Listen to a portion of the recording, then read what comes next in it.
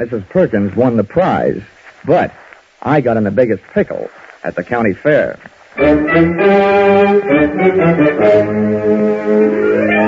This is another in the adventures of America's fabulous freelance insurance investigator, Johnny Dollar. At insurance investigation, Johnny Dollar is only an expert. At making out his expense account, he is an absolute genius.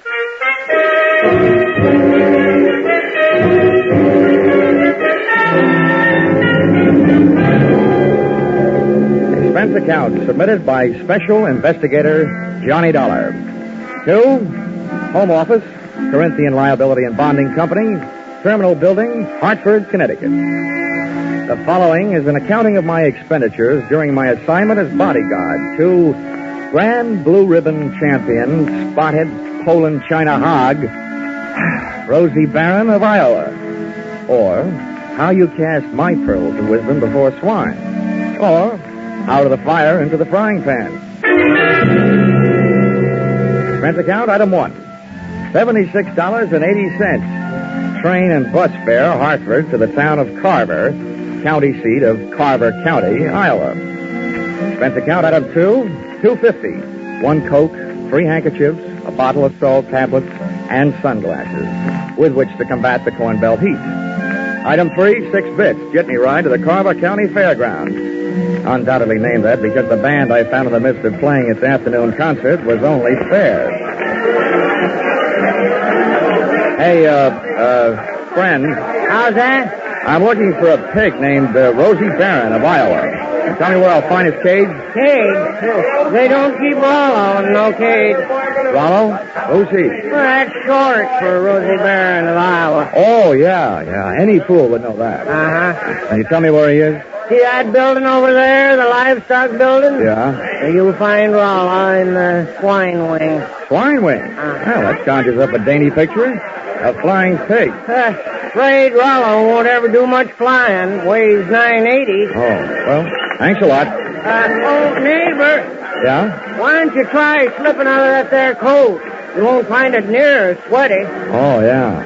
Thanks, Hiram. Oh, he didn't even wait to be my best friend. Hey! Wait, I'll come with you, neighbor. It was 96 in the shade, but things were getting hotter. Shots and screams from the livestock building were the only thing that would bring me on the run. With Hiram on my heels. What do you suppose that was? First, I ran into a stranger just outside the entrance. Get out of the way, let me out of here. There's loose there. Then I ran into the door. Somebody do something. Don't just stand there. Where's the sheriff? Hey, Hiram, what happened? Well, didn't you see? Didn't you hear? That there woman's Mrs. Stewart. Somebody must have stole her diamond brooch. Oh, good. I was afraid somebody might have put the snatch on Rollo. Her husband owns Rollo.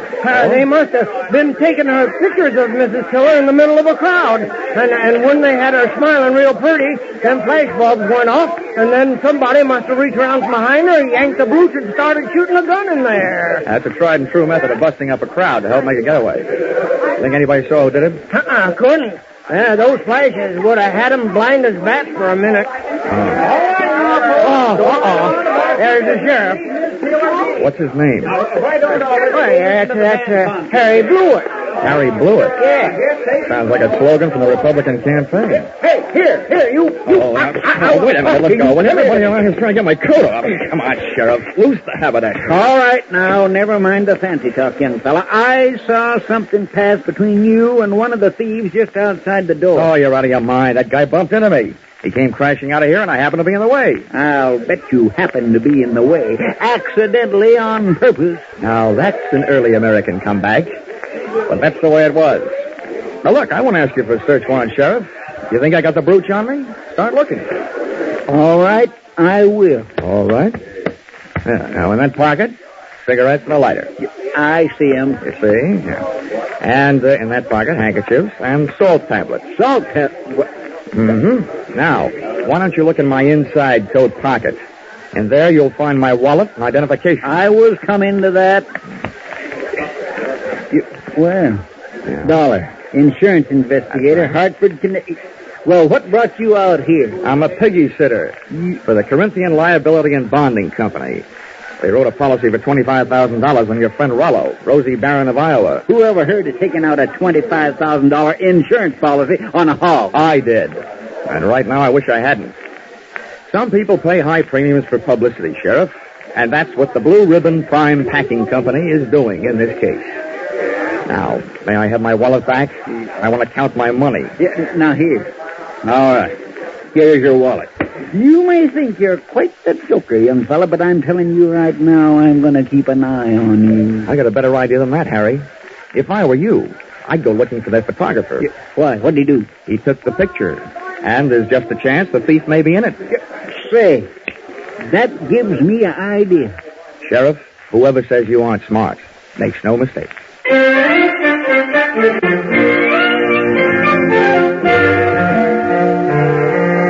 Rollo, the prize porker, wasn't hard to find.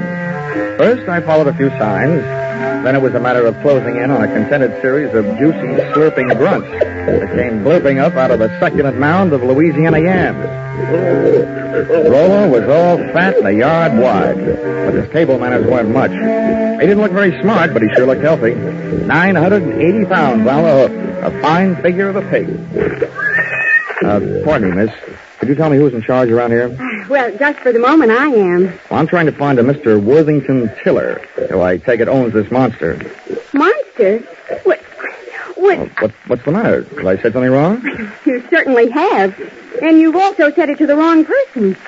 In case you don't know it, my name is Alva Anderson. Oh, my name is Johnny Dollar. How do you do? What's all this got to do with Rollo? Nothing. I just raised Rosie Barron of Iowa from a suckling, that's all. Kind of got away from you, didn't it? I'm sorry, Miss Anderson. I apologize. To you, too, Rollo. I'm sorry about the interruption, Miss Anderson. Some fool made off with my wife's diamond brooch. How's this excitement affecting Rollo? I hope he hasn't lost any weight. Well, you took it very well, Mr. Tiller. Oh, good. This gentleman wants to see you, Mr. Dollar. Yes. Oh, from the insurance company. That's Good, right. Good. Well, I'm glad you're here. We'll have your picture taken right away with my wife and Rollo. Oh, it'll make grand publicity for Blue Ribbon Prime Packers. Oh, I don't mind having my picture taken. Just so long as your wife doesn't mind having people pinch her diamond brooches. Oh, well, then, don't worry about that. It was fully insured. Oh, that kind. The thing I want you to worry about is Rollo here. Mm-hmm. As president of Blue Ribbon, I paid Miss Anderson $10,000 for this magnificent swine, and I don't want anything to happen to it.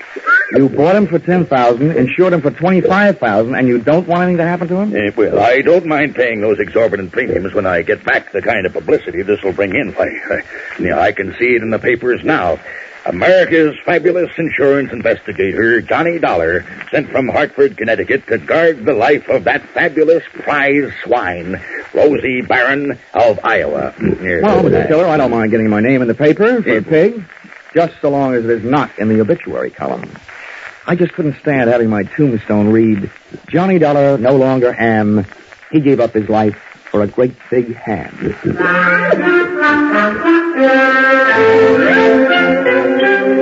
My tombstone tagline was over the head of Mr. Tiller, but it went over right nicely with Alva Anderson, who paid off with a smile. I parlayed that into a conversation, helped me pass the time while guarding Rollo, the poor man's blue boy. By the time it was over, Alva knew a lot about me, and I knew a lot about pigs.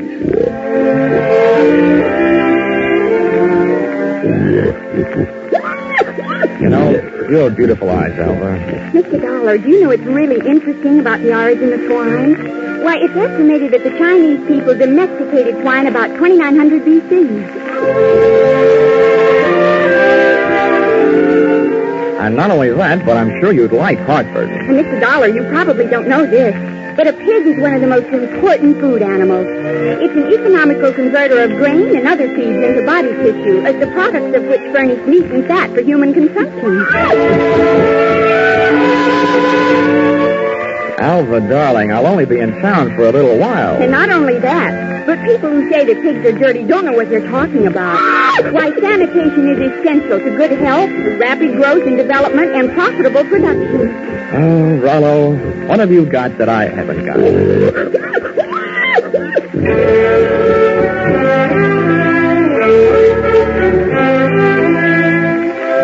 still don't know whether Alva stuck around because of my charms or Rollo's. But she was still there at the changing of the guard when Mr. Tiller, in person, came to relieve me long enough for a trip to the dining hall. And what do you think they had for dinner? What else? Baked ham. Oh, dinner was wonderful, Johnny. Coming from you after eating baked ham, that sounds practically cannibalistic. Oh, Johnny, stop. More coffee? No, I've had it. Alva, you know, there's something I've been trying to say to you for the past 5 hours. Yes, Johnny? Well, it's just that, I want... What? Oh, Mrs. Sheriff. Oh, why doesn't he blow his siren? Well, I have to be going. It's time to get Rollo ready for the winner's parade past the grandstand. I'll just run along. I'll just go with you. Hey, Dollar, I want to talk to you. Well, I'll see you later, Johnny. Yeah. Well, Sheriff. Hey, you being a sort of investigator, Dollar, I knew you'd be interested in my message. Well, you're sure interfering with mine. Huh? Yeah. Oh, well, do you know what I did? What? I found that photographer, had that picture developed, and rushed it up to the state capitol. Hmm? And they just called me. Dollar, there's a known criminal in that photo. He's got that brooch, and he's on the loose. Do you know what that means? Yeah. It means that you shouldn't be sitting here talking to me. Who is this villain? They say he's the... Ooch over here. Yeah. What? They say he's known as Little Rocky. Originally hailed from Arkansas. You'd know him if you saw him. He's the fella that bumped into you. Oh. I want you to help me look for him. I take only one job at a time, Sheriff. Right now I got to take to mine. And there goes the Grand March. Or in case I'm interested later, how much do you pay your special deputies a day? $7. And expensive. Sheriff blew it? I'm afraid that blows it.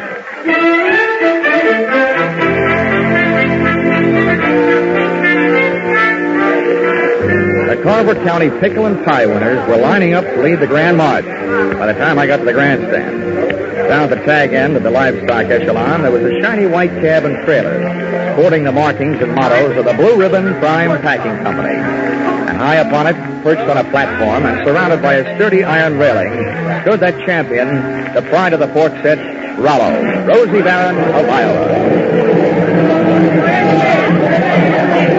It was lovely. It was divine. I had a feeling that swelled my heart with pride. Here they were, products of the American home and the American soil. A fanfare of foodstuffs flowing from the horn of plenty. Just because of my association with Rollo, I felt that I was playing some small part in this gallant parade as it was started the first leg of its journey. It was inspiring. It was thrilling. It was... Boing! All of a sudden, it was downright frightening. As Rollo's chariot rolled by, I got an eyeful of its driver. It was my comrade in collision, the guy who had put the snatch on Mrs. Tiller's diamonds, Little Rocky from Arkansas. I added to my treasury of thankless tasks by trying to pin a tackle on a 5-ton truck. Let's go ahead with one hand, let me move with one foot, and a clout and a teeth from an unexpected adversary. Knock him loose, Milo. He's on the running board. Hey, what? There was fire in my back. Everybody was screaming and hollering. The truck went crashing to the fence. And Rollo, Rosie Barron of Iowa, was one little piggy who wasn't staying at home.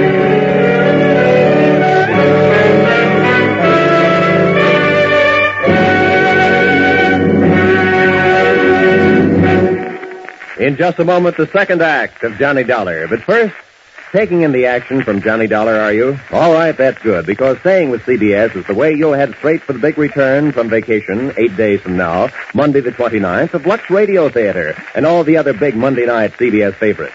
And by staying with CBS, you'll find more action later tonight with Bill Grant of Call the Police and with Sam Spade, who will be heard from on most of these same CBS stations. Now, with our star, Charles Russell, we return to the second act of yours truly, Johnny Dollar.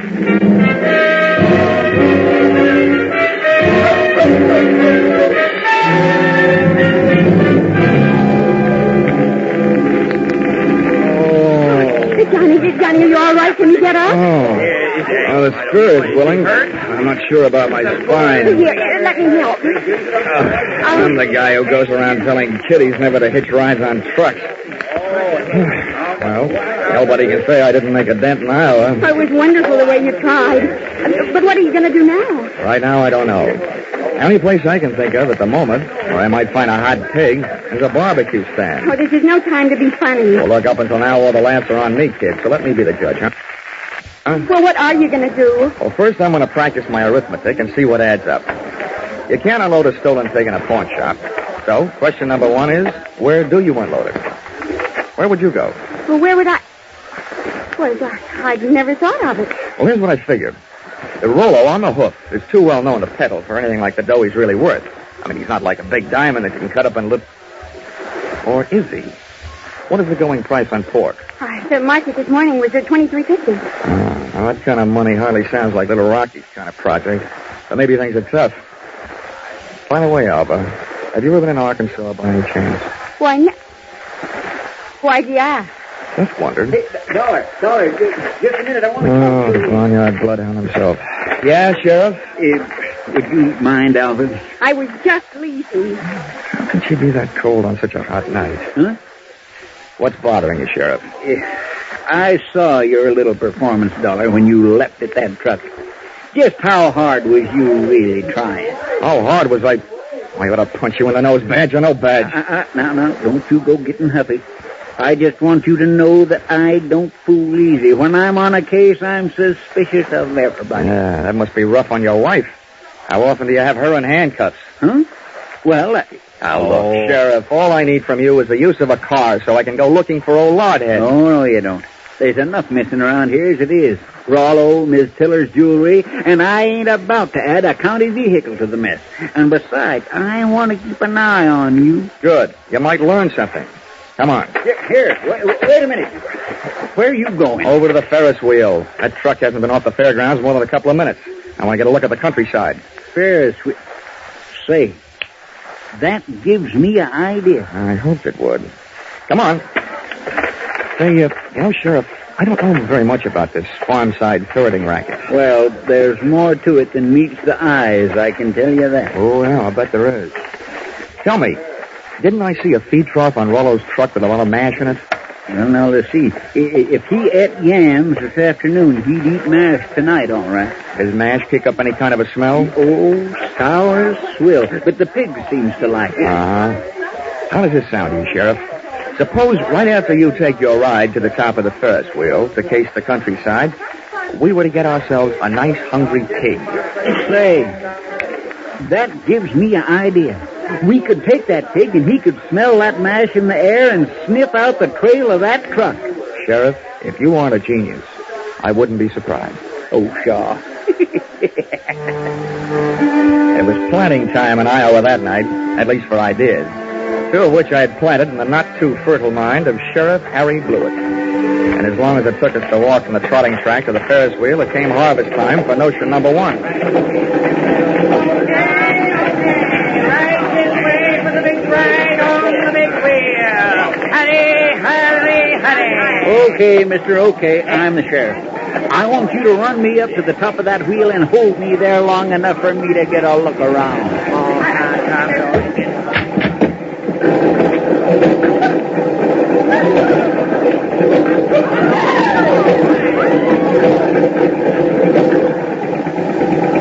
When the wheel came to a stop with Harry Blewett sitting in his little cage at the top, I pulled a low trick on a high sheriff.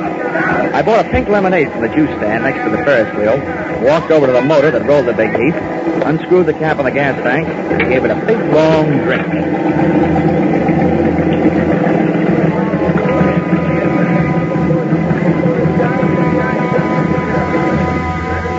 I hope it wasn't doing to people's stomachs what it did to that motor. You might well remember this harmless little deceit the next time you have occasion to get rid of a sheriff.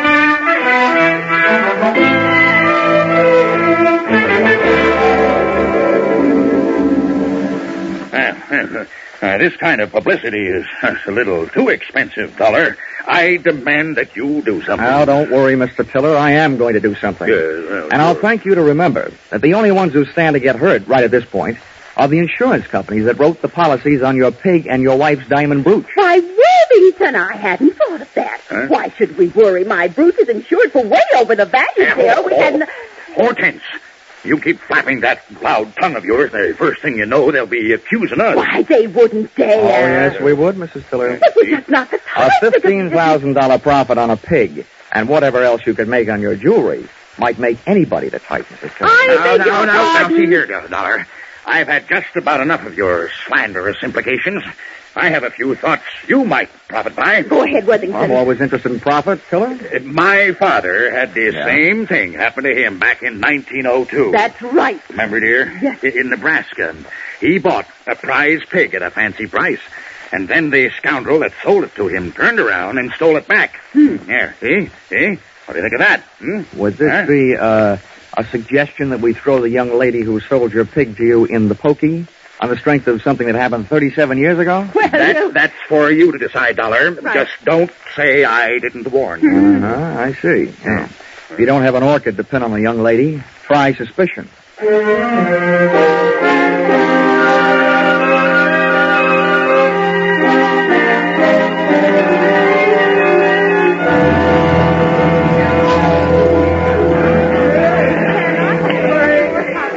Most of the crowd packed in the grandstand watching the free attractions, I had a good chance to scout the fairground for Alva Anderson, from whom I wanted to learn a little bit more about the habits of not only pigs, but their ex-owners. I don't know. A trail led me past the home-baked cakes, hybrid corn, the watermelon pickle, tractor and harrow exhibits, and all the way back to where I'd first met her, Rollo's pen in the swine wing of the livestock building. But when I got there, Rollo's cupboard was bare. Alva was leaving for the rear door in the company of a small, tough-looking gent carrying a sack over his shoulder. Name of Little Rocky from Arkansas. I could hardly believe it. They piled into a car and hauled off up the road. At the risk of adding one last insult for the most recent injury I'd inflicted upon Sheriff Blewett, I stole his car and went dusting up the highway in hot pursuit. There's nothing easier to follow than a red taillight on a clear night. And the bright Mazda Ruby tacked onto the rear of Little Rocky's car led me around the village of Carver and 11 miles out to the pastures, to a shack hidden in a grove of elm trees 100 yards off the road. I parked the car and legged it in. From 25 feet away from the house, I could call the roll through an open window. They were all there. Little Rocky, the strong-arm man who would knock me off the running board, Alva Anderson, and last but not least, there was Rollo, all 980 pounds of them, and most important to me, still alive. Here you are, Milo, you stupid clown. Oh, stop. This is all the sweet potatoes that was left. First we go through them, and then we'll be ready for you, Alva. Oh, but I told you I don't have it. We'll see about that later. Hey, Milo, don't get the poker excited. How did you Here, put the sack on the table. Then when we look at him, we throw him out the window and away from him. Now, hurry up. All right. Well, it ain't in this one. Ain't in this one either. Nope. Ain't in this one. Shut up, just look. Well, I just... And from now on, from you, no thinking. Anybody dumb enough to stash a $30,000 hunk of jewelry and pig food ought to go see a head doctor. Oh. Through the open window, I was being bombarded by sweet potatoes and facts. While making a getaway after ripping the brooch from Mrs. Tiller's throat, Little Rocky's accomplice had suffered a sudden attack of panic and had hidden the brooch in one of Rollo's lunchtime yams. Whether that yam was inside the piggy or out, they and I were apparently just on the verge of learning. That does it. Ain't here. Then that That means your little friend here had a $30,000 snack today, which right now is giving me a great big bellyache. You know all about pigs. What do we do about it? Well, Rocky was yellow. He wouldn't rub him out. Look who's talking. Here, take my 38 if you're so tough. Yeah, I thought so. Now shut up. Well, I ain't killing no piggy with him just standing there looking at me. If he'd only make a break for it, I'd mow him down. You. Now look, baby, we'll kill him if we got it. We want that chunk of ice and we want it fast. Milo, tease him into the corner with a sweet potato. We're throwing them all out the window. Oh, please, Mr. Rocky, You don't. shut up, too, and sit down. Close your eyes if you want to. Oh, please, Mr. Rocky.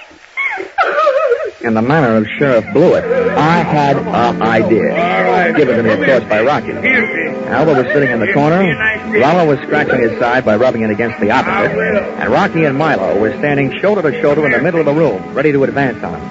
I groped around the dark until I found one of the yams, and taking the sweet potato delicately in my hand, I tossed it through the window so that it would roll to a point just behind Rocky and his pal Milo.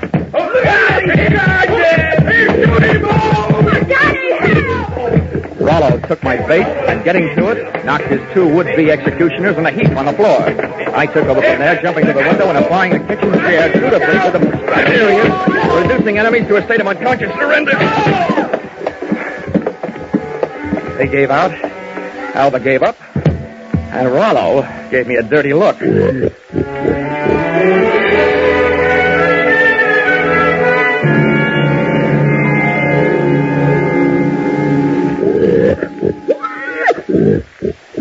Well, Mr. Tiller, here he is. Safe and sound, good as new, fat and sassy. Well, good. Congratulations. And not only that, but in him someplace, he not only has a good fighting heart, but also that diamond brooch of your wife's. Oh, yes, very interesting.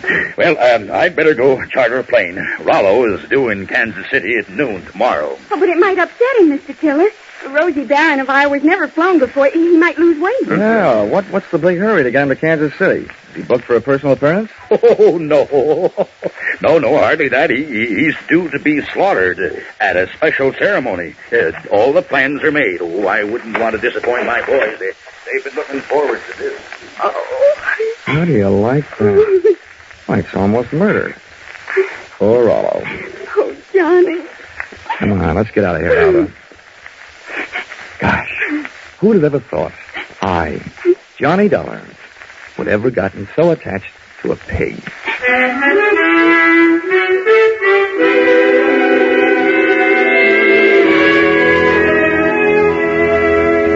Expense account, item 4, $3.50. Dinner for Alva and me. A vegetable dinner, by the way. And speaking of that, reminds me, if you find a $30,000 brooch in a pork chop, it'll only mean that the Blue Ribbon Prime Packing Company didn't have much luck when they went looking for it. Expense account item 5, $20. One new gold-plated badge, which I sent to Sheriff Harry Blewett, appeasement, for having stranded him atop that Ferris wheel, for stealing his car, and for suggesting that he use a hungry pig for a bloodhound. Oh, the porter followed the mash scent, all right. Next morning, they found Sheriff Blewett searching an old mash factory, 8 miles the wrong side of town. Item 6, $76.80. Bus and train fare, Carver, Iowa, back to Hartford, Connecticut. But I'm still wondering every morning at breakfast time, what else can you eat with eggs? Except ham or bacon or sausage. And maybe you don't think that's a problem, having known a certain champion named Rollo, Rosie Barron of Iowa. Expense account total, $1,463. Yours, truly, Johnny Dollar.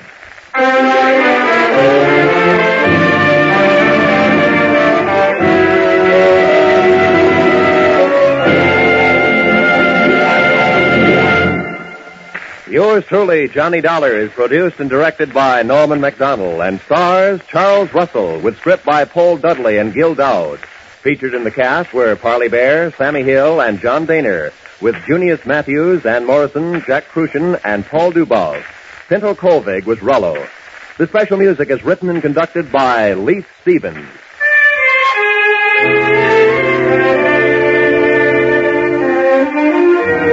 Be sure to be with us at the same time next week when another most unusual expense account is handed in by Yours truly, Johnny Dollar.